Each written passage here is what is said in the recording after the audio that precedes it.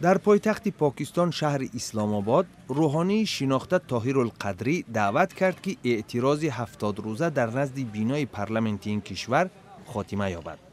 ماه گذشته هنگام کوشش ورود به بینای پارلمنت، برخورد پلیس با اعتراضگران به وقوع پیوست که در نتیجه آن چند تن کشته شدند.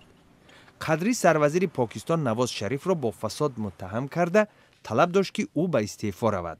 به قول قدری اعتراض در جایهای دیگر ادامه خواهد داشت. ستاره کریکت پاکستان شهید افریدی از اردوگاه فراریان داخلی در شهر شمالی بنو زیارت کرد. افریدی در قوازمایی کریکت میان دسته‌های باشندگان این اردوگاه به طور رمزی شرکت ورزید. در اردوگاه یاد شده افراد به سر میبرند که بعد آغاز عملیات نیروهای حکومت پاکستان در شمال وزیرستان مکان دائمی زیستشان را ترک کردند. در سنت پترزبورگ روسیه گروهی از کودکان و والدین آنها در نزد اداره میر این شهر اعتراض تشکیل کردند.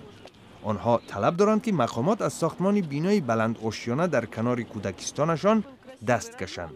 درخواست آنها را 200 نفر امضا کرده و مقامات تسلیم نمودند.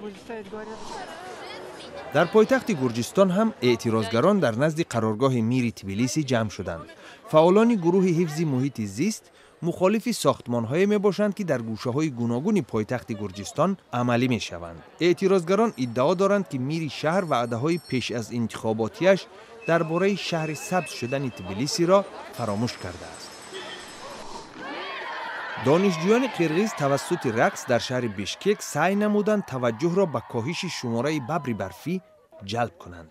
با گفته کارشناسان در دوام 30 سال اخیر در قرغیزستان شماره ببرهای برفی از 1400 تا 300 تا کاهش یافته است.